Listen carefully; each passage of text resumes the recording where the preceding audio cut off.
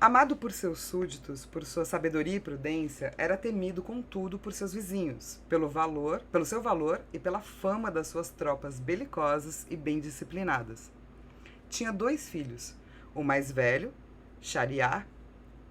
Gente, eu fiz aula de árabe, mas eu vou ler que nem em português, tá, gente? Vocês me perdoam. Seu digno herdeiro, que se igualava nas virtudes, e o mais moço, Shazenan, que não possuía menos méritos que o irmão. Após um reinado tão longo como glorioso, morreu o rei seu pai, e Shariar subiu ao trono. Shazenan, excluído de qualquer direito pelas leis do império e obrigado a viver como autônomo, em vez de invejar a felicidade do irmão, tratou diligentemente de agradá-lo, e não teve trabalho para conseguir seu objetivo. Shariar, naturalmente inclinado para esse príncipe, muito se alegrou com aquele gesto, e querendo, por excesso de amizade, partilhar com ele os seus estados, doou-lhe o reino da Gran Tartária. Shazenan tomou posse imediatamente, fixando sua residência em Samarcanda, sua capital. Já fazia 10 anos que os dois haviam se separado quando Shariar, desejando fortemente rever o irmão, mandou-lhe um emissário, o seu grão-vizir. A tradução é primeiro-ministro. Adoro que tem essa tradução. Ficou um pouco pequeno o texto? A gente pode fazer assim também, ó. Se a internet me permitir.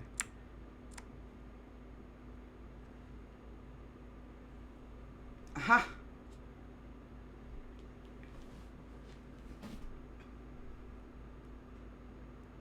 Desejando fortemente rever seu irmão. Ele muda, mas mais ou menos, né? Se precisar que fique maior, avisa, tá? Já fazia 10 anos que os dois haviam separado, quando Shariar, desejando fortemente rever o irmão, mandou-lhe um emissário, o seu grão-vizir, primeiro-ministro, que, partindo com um séquito de acordo com sua dignidade, percorreu o caminho mais rápido possível. Quando chegou às imediações de Samarcanda, Shazenan, avisado da sua chegada, foi ao encontro com os principais nobres da corte, que, a fim de melhor honrarem o ministro do sultão, se vestiram luxuosamente. O rei da Gran Tartária recebeu-o com grandes demonstrações de alegria e pediu-lhe, em primeiro lugar, notícias do sultão. O grão-vizir satisfez-lhe a curiosidade após o que expôs o motivo da sua missão. Shazenan se comoveu. Sabe o vizir, disse. O sultão me honra demasiadamente e não poderia ter-me feito proposta que mais me agradasse. Se deseja ver-me, eu também sinto o mesmo. O tempo, que não diminuiu sua amizade por mim, não enfraqueceu a minha por ele. O meu reino está em paz e só peço 10 dias para me preparar devidamente, a fim de partir convosco. Portanto, não é necessário que entreis na cidade por tão pouco tempo. Rogo-vos que vos detenhais aqui e mandeis armar vossas tendas. Ordenarei que vos tragam víveres em abundância para vós e para todos de vosso séquito. As ordens foram executadas sem perda de tempo. Mal o rei havia tornado a entrar em Sarkaman. Gente, vai ser sempre um problema, tá? Mal o rei havia tornado a entrar em Samarcanda, uma hora sai, Samarcanda, o vizir viu chegar prodigiosa quantidade de todos os tipos de provisões, acompanhadas de presentes e delícias de elevadíssimo preço. Entretanto, Shazenan, decidindo partir, resolveu os negócios mais urgentes, nomeou um conselho para governar durante sua ausência e pôs diante do conselho um ministro, cuja sabedoria lhe era conhecida e em quem depositava ilimitada confiança. 10 dias depois, terminados os preparativos, despediu-se da rainha, saiu ao cair da tarde de Samarcanda. Por que eu tenho esse problema? Alguém me conta? Samarcanda. E, seguido dos oficiais que deveriam acompanhá-lo na viagem, dirigiu-se ao pavilhão real que mandara erguer perto das tendas do vizir, com o que se entreteve até a meia-noite. Querendo, então, mais uma vez abraçar a rainha, a quem amava muitíssimo, voltou sozinho ao palácio e encaminhou-se imediatamente para o aposento dela, que, não esperando revê-lo tão cedo, recebera em seu leito um dos mais humildes servidores de sua casa. Deitados, dormiram profundamente os 2 amantes.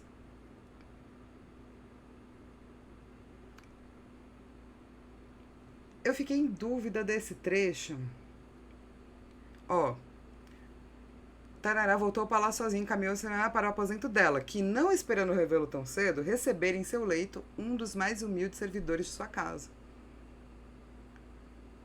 Ah, sim, tá. É isso mesmo. A mulher tava com outro cara. É. Assim, na não monogamia isso seria uma cena relativamente comum, é bom avisar. Mas assim, só para saber. O rei entrou sem fazer o menor ruído, desejando surpreender a esposa por quem se julgava ternamente amado. Mas qual não foi seu espanto ao ver, à luz dos archotes, que nunca se apagavam nos aposentos de príncipes e princesas, um homem em seus braços. Escândalo. Durante alguns minutos não conseguiu se mexer, sem saber se deveria acreditar ou não.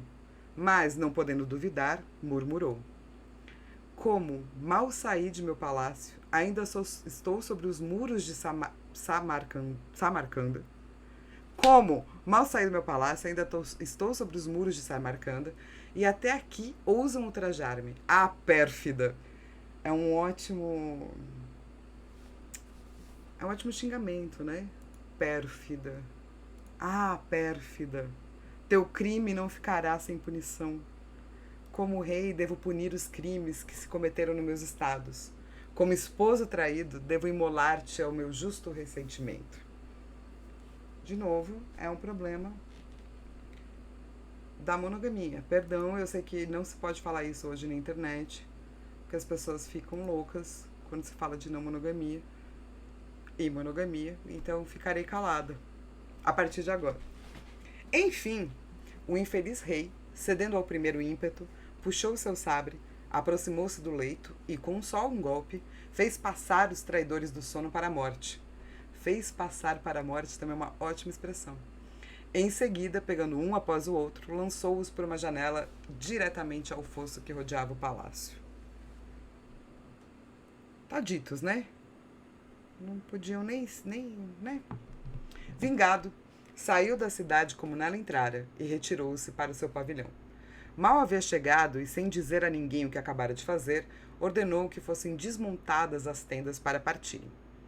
Pouco depois, estava tudo pronto. E não era dia ainda, quando a caravana se movimentou ao som de timbales e vários instrumentos que inspiravam alegria a todos, exceto ao rei. Sempre pensando sobre a infidelidade de sua esposa, caiu numa profunda melancolia que não o deixou durante toda a viagem. Ele estaria talvez menos melancólico se não tivesse matado a esposa. Eu imagino. Estaria talvez um pouco mais felizinho. Mas essa sou eu. Ao chegar às proximidades da capital da Índia, viu aproximar-se o sultão Shahriar, seguido de toda a sua corte. Que alegria de ambos os príncipes, revendo-se após tanto tempo. Apearam-se, abraçaram-se e, após 1000 demonstrações de amizade, voltaram a montar a cavalo, entrando na cidade sobre aclamações de inumerável multidão. Shahriar acompanhou seu irmão até o palácio que lhe preparara, e que se comunicava com o seu pelo mesmo jardim. Aumentava a magnificência do palácio, ser-lhe consagrado às festas e aos divertimentos da corte. Além disso, acabara de ser novamente decorado. Shahriar deixou o rei da Grã Tartária para dar-lhe um tempo de banhar-se e pôr novas vestes. Mal soube, porém, que estava pronto, voltou. Sentados num sofá e com os cortesãos distanciados respeitosamente, os dois príncipes começaram a falar de tudo quanto dois irmãos, mais unidos pela amizade do que pelo sangue, têm para contar um para o outro após uma longa ausência. Chegada a hora da ceia, comeram juntos. Depois, recomeçaram a conversa, até que Shahriar, percebendo que a noite já ia adiantada, se retirou para deixar que o irmão repousasse. O infeliz Shahzenan se deitou, mas, se a presença do sultão puder arrancá-lo por algum tempo de seus pesares, eles despertaram novamente e com violência. Em vez de desfrutar do repouso de que tanto precisava, nada mais faz senão entregar-se às mais cruéis reflexões. Todas as circunstâncias da infidelidade da rainha se lhe apresentavam tão vividamente à mente que ele quase enlouqueceu. Enfim, não podendo dormir, se levantou e, entregando-se inteiramente a aflitivos pensamentos, acabou por lhe transparecer no rosto tal impressão de tristeza que o sultão não deixou de notar. Que terá o rei da Grã Tartária? Perguntava ele. Qual será a causa de seu pesar? Terá motivos para queixar-se da recepção que lhe preparei? Não. Eu o recebi como irmão a quem estimo, e nada tenho a censurar. Talvez o contrarie estar longe de seus estados ou de sua rainha, sua mulher. Ah, se é isso que o perturba, será preciso que lhe dê imediatamente os presentes que lhe destinei, para que possa partir o quanto antes e voltar para Samarcanda. Está melhorando, né, a pronúncia. No dia seguinte, enviou-lhe parte dos presentes compostos de tudo quanto a Índia produzia de mais raro, rico e singular. Não deixou também de tentar distraí-lo todos os dias com novos prazeres. Mas as mais interessantes festas, em vez de alegrá-lo, nada mais faziam senão avivar-lhe os pesares. Um dia, tendo Shahryar ordenado uma grande caçada a 2 dias de viagem da capital, numa região particularmente rica em servos, Shah-Zenan rogou-lhe que o dispensasse de acompanhá-lo, desculpando-se pelo seu estado de saúde. O sultão não quis forçá-lo e partiu com a corte. Após sua partida, o rei da Grã Tartária, vendo-se sozinho, encerrou-se no seu aposento e sentou-se a uma janela que se abria para o jardim. Aquele lindo recanto e o extraordinário número de pássaros que nele se abrigavam teriam-lhe proporcionado prazer, se ele tivesse sido capaz de sentir prazer. Mas, sempre torturado pela lembrança da infame traição da rainha, mais do que olhar o jardim, olhava o céu, para queixar-se da sua falta de sorte. Contudo, apesar de profundamente absorto nos seus aborrecimentos, não deixou de perceber algo que lhe atraiu a atenção.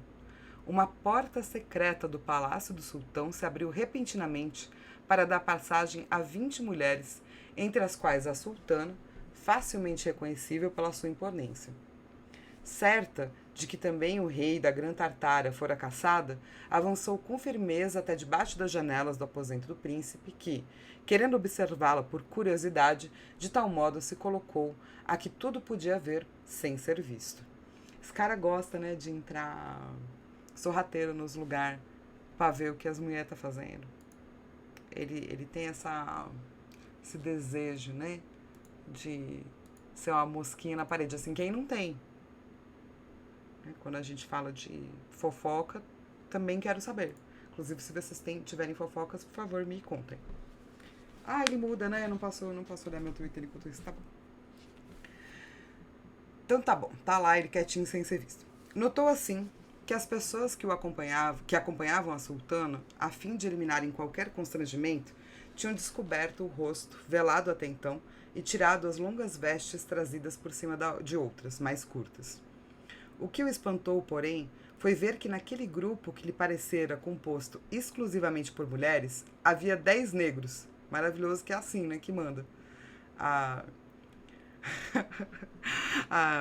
É bom que essa coisa da sexualização, objetificação, né, de povos pretos acontece também com povos árabes, como a gente vai perceber lendo esse livro. Mas é bom que assim, né, 10 negros. Os quais não tem nome, os quais se apoderaram cada um da sua amante. A sultana, por sua vez, não ficou muito tempo sem amante. Batendo palmas, gritou, Masud, Masud. E imediatamente outro negro, Masud, esse tem nome, desceu do alto de uma árvore e precipitou-se para ela. O pudor não permite contar tudo o que se passou entre as mulheres e os negros. Meu Deus, eu não acredito que eu estou lendo essa frase. Que horrível! Além do mais, trata-se de um pormenor dispensável. Não é dispensável. Não é dispensável.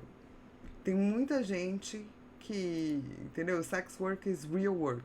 Tem muita gente que vive apenas de contar esse tipo de história. Que absurdo que é um pormenor dispensável. Tudo isso é muito absurdo.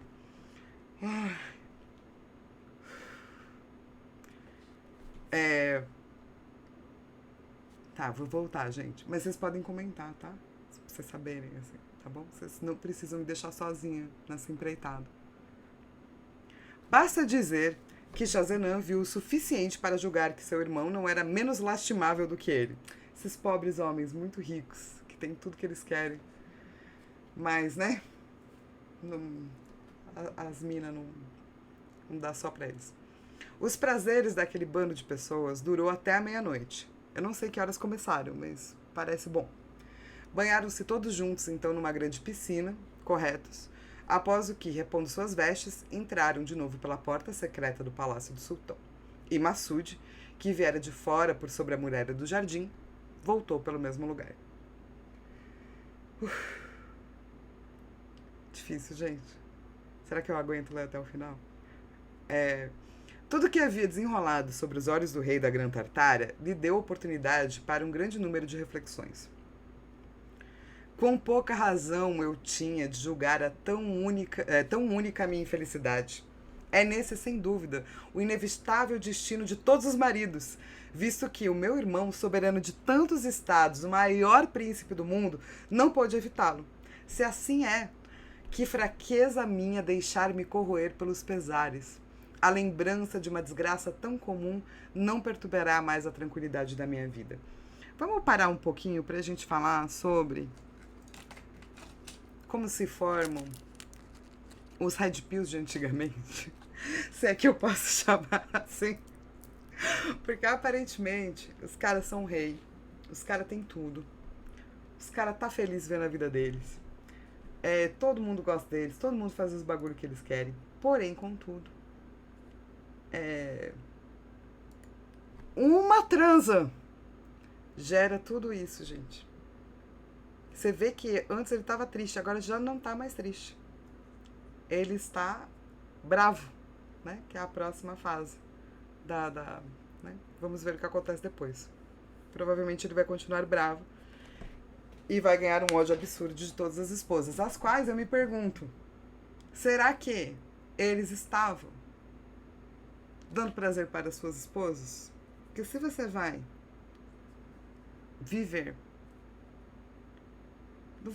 vamos lá, mesmo que você resolva, você vai ficar com uma pessoa só pro resto da sua vida, tem ajustes a serem feitos aí, né? Não dá pra ser só do tipo eu vivo, né? Eu acho que não. Meu Deus. Tá. E realmente, a partir daquele instante, ele parou de afligir-se. E como não quisera fazer nenhuma refeição, para não perder nada da cena que acabara de desenrolar sobre a sua janela, mandou que o servissem, comeu com apetite que não conhecera desde a sua partida de Samarcanda e ouviu com prazer um concerto agradável de vozes e instrumentos que acompanharam a sua refeição.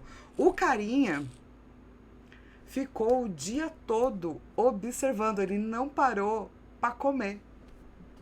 E ele vai me dizer que achou ruim. É impossível. Eu não sei se vocês concordam comigo, chat, mas alguém que tá vendo uma orgia acontecendo, pelo visto, os caras saíram de manhã pra caçar, então pelo menos aí às 12 horas, no mínimo, e não para nem pra comer, tem que estar feliz assistindo essas... Ninguém vê uma orgia por 12 horas e fala, ai, que triste, eu não queria estar nessa situação. Essa é a minha opinião. Que pode estar errada, tá? Tudo bem, às vezes acontece a gente errar. Mas essa é a minha opinião. Tanto que, nos dias seguintes esteve bem-humorado. Por que será que esteve bem-humorado? Quando soube que o sultão havia voltado, correu para vê-lo, saudando-o alegremente. Shahryar, a princípio, não deu importância àquela transformação. Limitou-se a se queixar delicadamente de como ter o seu irmão participando da caçada e, sem dar-lhe tempo de responder às censuras, falou-lhe do grande número de servos e outros animais abatidos e do prazer experimentado. Schahzenan, após tê-lo escutado atentamente, tomou a palavra. E como já não corroíam os pesares, deu mostras evidentes de todo o seu espírito e contou 1000 coisas agradáveis e interessantes. O sultão, que esperava revê-lo como tal havia deixado, ficou radiante com aquela alegria. Meu irmão, disse-lhe, dou graças ao céu pela feliz mudança em ti durante a minha ausência. Estou contentíssimo, mas tenho um pedido a fazer-te e suplico-te que me concedas o que vou pedir. Que poderia eu recusar-te? Respondeu o rei da Grã Tartária. Tu podes fazer tudo sobre Schahzenan. Fala, estou impaciente em saber o que desejas de mim. Desde que chegaste à minha corte, continuou Shahryar. Vi-te mergulhando em negra melancolia. Esse negra tá errado, né? Seria sombria melancolia, né? Hoje em dia a tradução seria essa. Eu tinha pego uma tradução mais recente para ver exatamente se eles já tinham mudado alguns termos que eu sabia que eu ia encontrar, mas aparentemente não foi mudado, tá? Então, se você é uma pessoa que está escrevendo, lembre-se que hoje em dia a gente não fala uma negra melancolia, a gente fala uma sombria, obscura melancolia. Vi-te mergulhando em uma sombria melancolia, da qual tentei distrair-te por todo tipo de divertimento. Supus que teu pesar provinha de estares afastado dos teus estados. Julguei até que o amor desempenhava nele grande papel, e que a rainha de Samarcanda, que tu deves ter escolhido sumamente bela, fosse tua verdadeira causa. Não sei se me enganei nisso, mas confesso-te que não quis importunar-te, por esse motivo, com medo de que te ofendesses. Entretanto, sem que para com isso eu tenha contribuído, encontro-te no meu regresso com o melhor bom humor do mundo e com o espírito completamente livre do que eu obscureci. Dize-me, eu te rogo, por que estavas tão triste e por que já não mais o estás? Àquelas palavras, o rei da Grã Tartária ficou por algum tempo pensativo, como se estivesse procurando o que responder. Finalmente respondeu: Tu és o meu sultão e meu mestre, mas dispensa-me, eu te suplico, de dar-te a resposta que me pedes. Não, meu irmão, é preciso que me respondas. E pois que eu desejo, não me recuses. Schahzenaz não pôde resistir às insistências de Shahryar. Pois bem, meu irmão, vou satisfazer-te, já que assim me ordena. Contou-lhe então a infidelidade da rainha de Samarcanda e quando terminou, eis aí, prosseguiu. Se não me sobravam motivos para entristecer-me, julga que eu não tinha razão de me abandonar ao desespero? Meu irmão, exclamou Shahryar num tom que denotava toda a sua compreensão do ressentimento do rei da Grã Tartária. Que horrível história acabas de me contar. Com que impaciência eu a ouvi até o fim. Dou-te-me os meus parabéns por teres punido os traidores que tão ferozmente te ultrajaram. Ninguém poderá censurar-te num ato justíssimo. Quanto a mim, confesso-te que, no teu lugar, teria sido mais violento que tu. Não teria me contentado em tirar a vida de uma única mulher. Creio que teria mandado matar mais de 1000. Aí, eu falei para vocês que desse tipo de ressentimento vem o quê? Essa vida. Não me admira agora os teus pesares. A causa era demasiadamente justa e mortificadora para ela não sucumbir. Ó céu, que ventura! Não penso que a ninguém jamais aconteceu tal coisa. Meu Deus. Enfim, é preciso louvar a Deus por te haver consolado. E como não duvido que teu consolo tenha excelentes razões, termina as tuas confidências. Schahzenaz é um cara muito adorável, realmente. Muito adorável. Um fofo. Os irmãos fofos. A gente vai chamar eles de irmãos fofos. Schahzenaz apresentou maiores dificuldades sobre esse ponto que sobre o anterior, tendo em vista o interesse de seu irmão, mas viu-se obrigado a ceder. Vou obedecer-te, pois, disse ele, já que assim queres. Temo que minha obediência te cause mais pesares do que os que eu tive, mas só a ti caberá a culpa, pois és tu que me forças a revelar uma coisa que eu bem quiser enterrar no eterno esquecimento. O que me dizes? Interrompeu o Shahryar. Só provoca a minha curiosidade. Avia-te e conta-me o segredo, por mais terrível que ele seja. Pra mim, nesse ponto a gente é parecido. Se alguém vir e falar assim, eu tenho que te contar uma coisa, eu falo, fala. Se a pessoa fala assim, é que ela é difícil, eu falo, fala. É que eu não sei se eu deveria contar. Ela fala, fala agora. Porque eu tenho esse problema. O rei da Grã Tartária, não podendo esquivar-se, contou, então, pormenorizadamente, tudo o que vira. O disfarce dos negros, esses negros, que se disfarçam, o arrebatamento da sultana e o de suas companheiras. E não se esqueceu de Massoud. Massoud deixou uma impressão muito forte, né, nesse esquema aqui. Após ter sido testemunha de tais infâmias, continuou, pensei serem todas as mulheres naturalmente inclinadas a isso, e não poderem resistir a tão forte atração. Firme no meu modo de pensar, pareceu-me grande fraqueza confiar na lealdade delas. Essa reflexão levou-me a muitas outras e, enfim, compreendi que só me restava uma coisa: consolar-me. Tive de esforçar-me, mas consegui. E se acreditares no que te digo, hás de fazer o mesmo. Depois de, como ele disse, matar um monte de mulher. E apesar de tão sério conselho, o sultão não pôde aproveitá-lo e enfureceu-se. Como? A sultana da Índia é capaz de se prostituir tão indignamente? Não, meu irmão, não posso acreditar no que me dizes. É preciso que o veja com meus próprios olhos. Talvez os teus tenham se enganado. E a questão é tão importante que merece que eu mesmo me certifique. Que beleza. Meu irmão, respondeu Schahzenan, se queres a prova não é difícil. Organiza uma nova caçada. Quando estivermos fora da cidade com tua corte e a minha, nos deteremos nos nossos pavilhões e de noite voltaremos sozinhos a estes aposentos. E estou certo de que verás o que vi. Eles estão combinando de assistir a orgia, gente. Só isso. E é muito louco, né? Porque a rainha tá esperando, a sultana tá esperando. Tipo assim, será que já tá na hora da caçada? Qualquer momento que esse homem marca a caçada, ela sai correndo. Pra fazer, né, os acertos dela. O sultão aprovou o estratagema e ordenou imediatamente uma nova caçada, de modo que no mesmo dia os pavilhões foram erguidos no lugar designado. Imagina, ela tava assim, e aí galera, vamos nós de novo. Mas acabou de ter uma caçada, mas vai ter outra agora, ele quer muito caçar. Muito bom. No dia seguinte, os dois príncipes partiram com seus séquitos. Chegados ao lugar que deveriam acampar, ali se detiveram até a noite. Shahriar, chamando então o grão-vizir, ordenou-lhe que o substituísse durante sua ausência e não permitisse a saída de quem quer que fosse do acampamento, por motivo algum. Mal deu a ordem, o rei da Grã Tartária e ele montaram a cavalo, atravessaram incógnitos o acampamento, entraram na cidade e dirigiram-se ao palácio ocupados por Schahzenan, onde se deitaram. No dia seguinte, de manhãzinha, colocaram-se na mesma janela de onde o rei da Grã Tartária assistia a cena dos negros. Que mania, né, gente? Que a gente já entendeu, gente. A gente já entendeu. Por algum tempo desfrutaram o frescor, pois o sol ainda não se erguera. E, conversando, olhavam frequentemente para a porta secreta. Finalmente ela se abriu. E, para contarmos o resto em poucas palavras... A sultana apareceu com as suas companheiras e os 10 negros disfarçados. Chamou Massoud. O sultão viu mais do que suficiente para se convencer da sua vergonha e da sua desgraça. Oh, meu Deus! Exclamou. Que indignidade, que horror!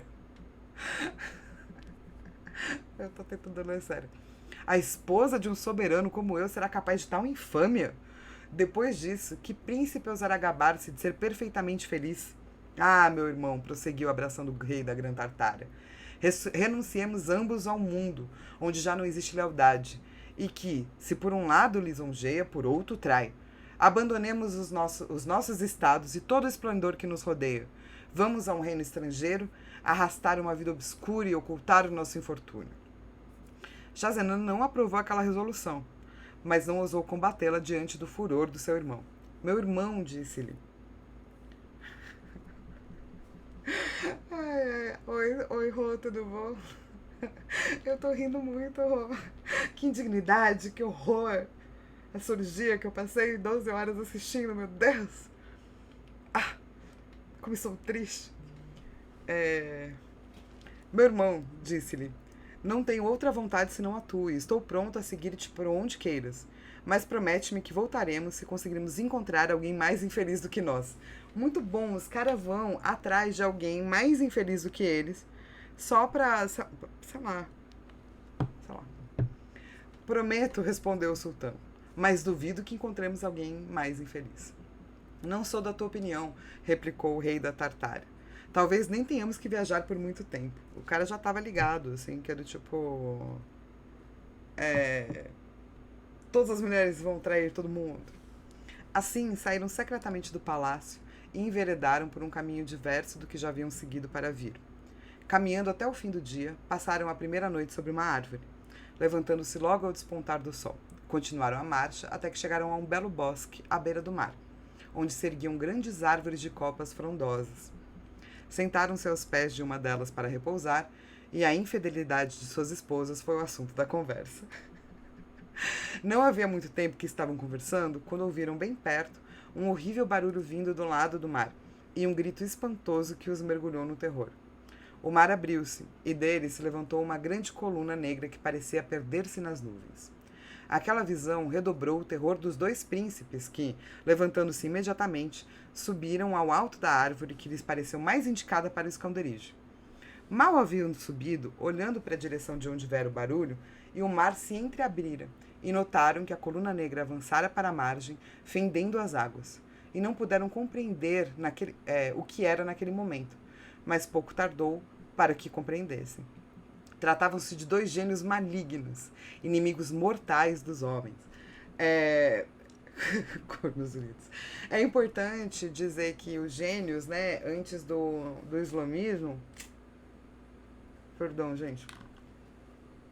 Eles não eram do mal, tá? Eles eram só seres da natureza. Que, inclusive, é o que eu vou falar no quadrinho que foi indicado ao Anguleme.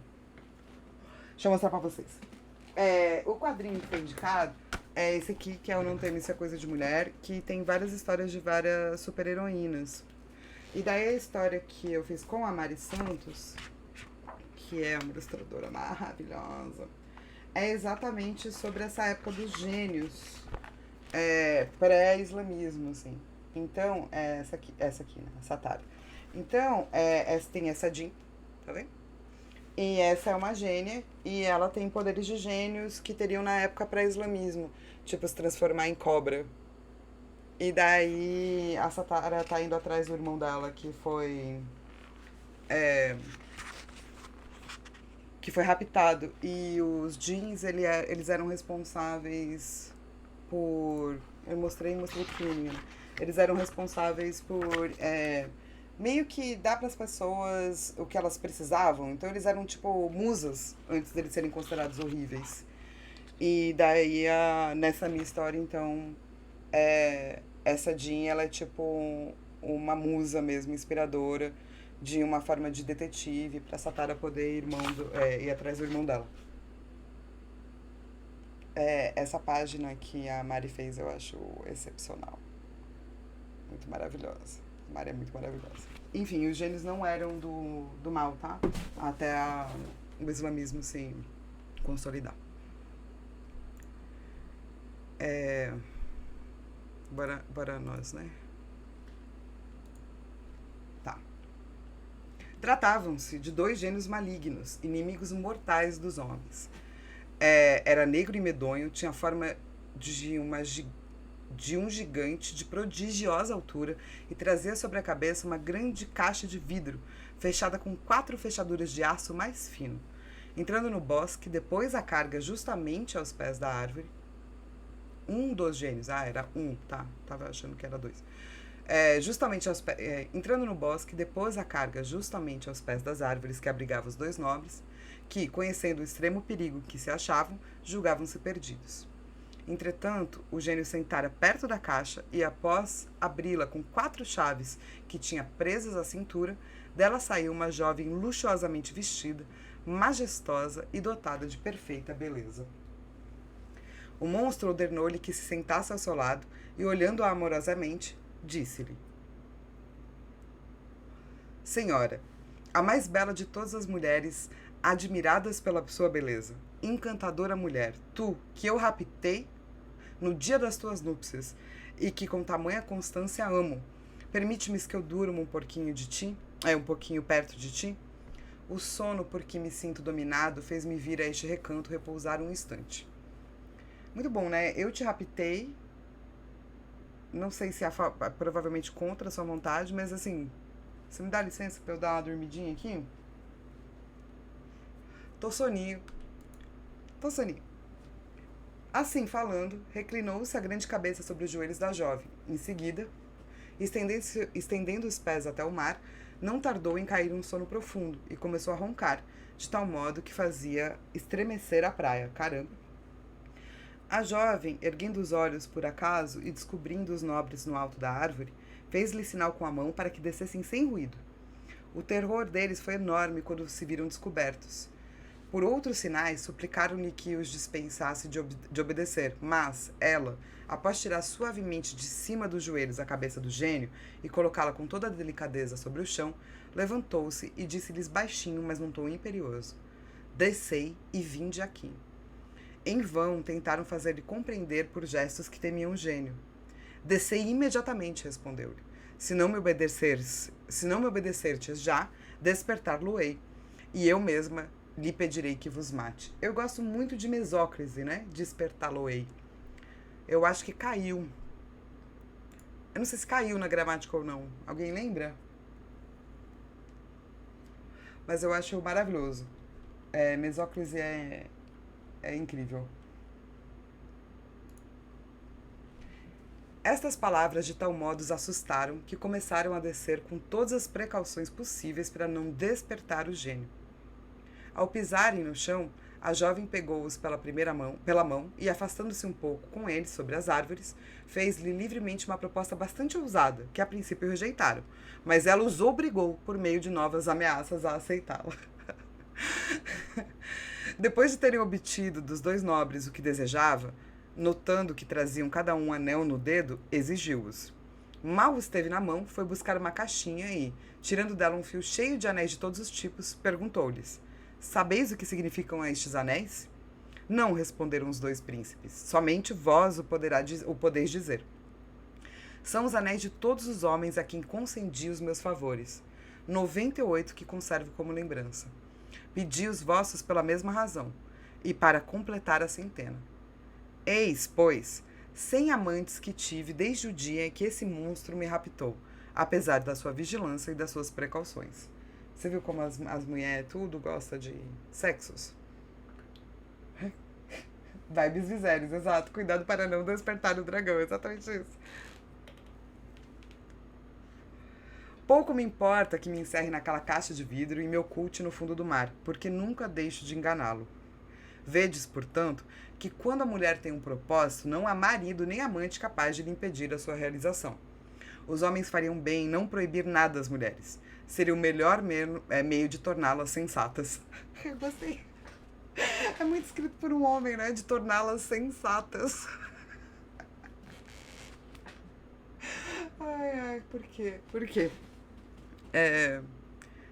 Tendo-lhes falado assim, colocou seus anéis no mesmo fio em que se achavam os outros. Em seguida, sentou-se, como antes, levantou a cabeça do gênio, que não despertou, colocou-a de novo sobre os joelhos e fez um sinal aos príncipes para que se retiraram. Mas assim, ó, se esses anéis representam os amantes, significa que ela pediu para transar com os irmãos, é isso? E eles tiveram que aceitar, porque tadinhos. Se eles não aceitassem, ela ia acordar o gênio. É isso mesmo? Porque se for isso, tô achando bem Baldur's Gate 3 vibes, que tem a cena num prostíbulo que você pode, mas não é obrigatório, transar com dois irmãos. E eu fiquei do tipo, gente. Mas achei bem Baldur's Gate 3 vibes. Os dois irmãos, né, sabe-se lá o que aconteceu nesse meio tempo, tornaram a percorrer o caminho que tinham vindo. E quando perderam de vista a jovem, o gênio, Shahryar disse a Schahzaman: então, meu caro irmão, que pensas da aventura que acabamos de viver? Aquele gênio não possui realmente uma amante fidelíssima? E não concordas comigo que nada é igual à malícia das mulheres? Ah, aquela, né, olhos de cigana, o quê? Dissimulado? Sim, meu irmão, respondeu o rei da Grã Tartária, e por tua vez hás de concordar que o gênio é mais lastimável e infeliz do que nós. E visto que encontramos o que procurávamos, voltemos aos nossos estados, e que a desilusão não nos impeça de novamente nos casarmos. Quanto a mim, sei porque pretendo conservar inviolável a fidelidade que me é devida. Não quero entrar em explicações agora, mas tu um dia receberás notícias e estou certo de que seguirás o meu exemplo. O sultão concordou. Continuando a caminhar, chegaram ao acampamento ao cair da noite, no terceiro dia após a partida. A notícia do regresso do sultão levou de manhãzinha os cortesãos à sua presença. Ele, mandando-os entrar, acolheu-os mais bem-humorado que de hábito e deu a todos presentes. E após o que, tendo-lhes declarado que não desejava prosseguir, ordenou-lhes que partissem de cavalo e voltou ao palácio. Mal chegado, correu ao aposento da rainha. Ali, mandou amarrá-la e entregou-a a seu grão-vizir, com a ordem de estrangulá-la. E que o ministro cumpriu sem ousar perguntar que crime ela havia cometido. O príncipe, irritado, não se contentou com isso. Com suas próprias mãos, cortou a cabeça de todas as companheiras da sultana. Que legal, né? A pessoa fofa. Boa noite, Faraday Snow. Muito obrigada pela sua inscrição com o Prime. Muito, muito obrigada. Você tá bem? Conta pra mim como você tá. Bom, o Bro falou que ia fazer isso mesmo, né? Então, tiveram que aceitar, né, Rô? É um sacrifício, tipo, aquela orgia que a gente assistiu, essa experiência sexual que a gente teve, a gente não queria. Tadinho. Depois de tal terrível punição, persuadido de que não existia mulher recatada aí do lar, né, gente? Já tá aqui desde então. E para evitar as infidelidades que possuiria ao futuro, resolveu desposar uma por noite e ordenar que a estrangulassem no dia seguinte. Imposta tão cruel lei, jurou que jamais que começaria a observá-la imediatamente após a partida do rei da Gran Tartária, que em poucos dias se despediu, pondo-se a caminho, carregado de magníficos presentes. Com a partida de Schahzenan, Shahriar ordenou ao Grão-Vizir que lhe levasse a filha de um de seus generais do exército. O vizir obedeceu-lhe.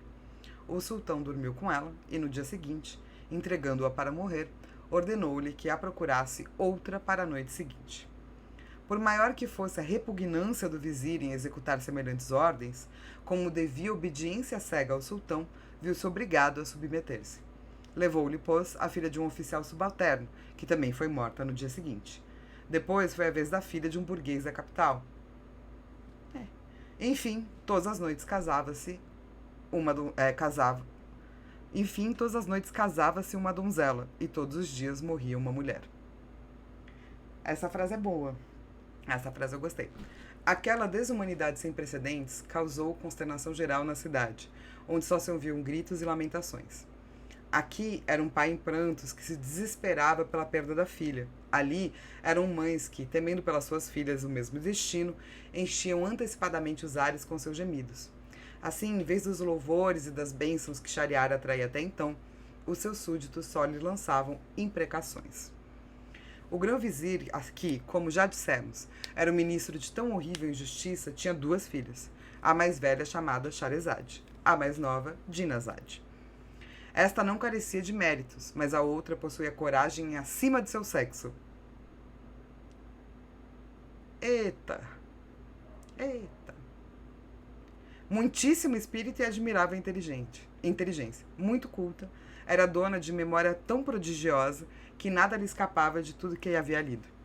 Aplicara-se com afinco ao estudo da filosofia, da medicina, da história e das artes, e compunha versos mais lindos que os dos poetas mais famosos de seu tempo. Além disso, tinha uma beleza extraordinária, e uma virtude solidíssima coroava tantas lindas qualidades. Ou seja, essa mulher, em vez de ser só a filha do vizir, devia estar o quê? Ser uma grande líder, né? Da vida, do universo e tudo mais. Mas vocês já sabem, imagino, o que vai acontecer com ela, né? O vizir amava apaixonadamente filha tão digna de sua ternura. Um dia, conversando-lhe, disse-lhe ela, meu pai, peço-vos uma graça e suplico-a muito humildemente. Não te recusarei, respondeu ele, se for justa e razoável. Mais justa não há, e vós podereis julgar o que vos afirmo pelo motivo que me obriga a solicitá-lo. Pretendo deter a barbaridade do sultão sobre as famílias da cidade. Quero eliminar o justo temor que tantas mães têm de perder suas filhas de modo tão terrível. A tua intenção é bastante louvável, minha filha, disse o vizir. Mas o que pretendes me parece impossível. Como pretendes conseguir o que almejas? Meu pai, prosseguiu Sherazade, visto que por vosso intermédio o sultão celebra todos os dias novas núpcias, suplico-vos, em nome do afeto que tendes por mim, me proporcioneis a honra de seu leito. O vizir não pôde ouvir aquelas palavras sem horrorizar-se. Meu Deus! Interrompeu-a com arrebatamento. Perdeste o juízo, minha filha? Como ousas fazer-me um pedido tão perigoso? Sabes que o sultão jurou pela sua alma só dormir uma noite com a mesma mulher e tirar-lhe a vida no dia seguinte. E queres que eu lhe proponha desposar-te? Pensas, por acaso, naquilo que te expõe a ter esse teu zelo tão indiscreto? Sim, meu pai, respondeu a virtuosa filha. Conheço o perigo que corro e não tenho medo. Se eu morrer, minha morte será gloriosa, e se eu conseguir meu intento, prestarei à pátria inigualável serviço. Não, não, respondeu o vizir. Apesar de tudo quanto possas dizer para que eu permita que te arrisques a tão perigosa aventura, não penses que consentirei. Quando o sultão me ordenar que te apunhale no seio, ai de mim, serei obrigado a obedecer-lhe. Que triste encargo para um pai. Ah, se não temes a morte, teme pelo menos causar-me a dor de ver as minhas mãos manchadas com o teu sangue. Mais uma vez, meu pai, disse Sherazade, concedei-me a graça que vos suplico. A tua obstinação provoca a minha cólera. Por que pretendes correr para a tua própria perdição? Quem não prevê o fim de um empreendimento perigoso dele não pode livrar-se felizmente. Receio que te suceda o que sucedeu ao burro que vivia bem, não soube contentar-se com o que tinha. Que desgraça lhe sobreveio? Perguntou Sherazade. Vou te contar, escuta-me.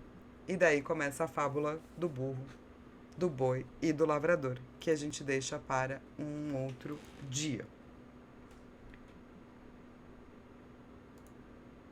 Será que dá pra fazer um drinking game toda vez que ler algo que te faça ter uma relação eita porra, aí toma um drink? Eu acho um ótimo drinking game pra ser feito durante a leitura de Mil e Uma Noites, porque vão ser muitas.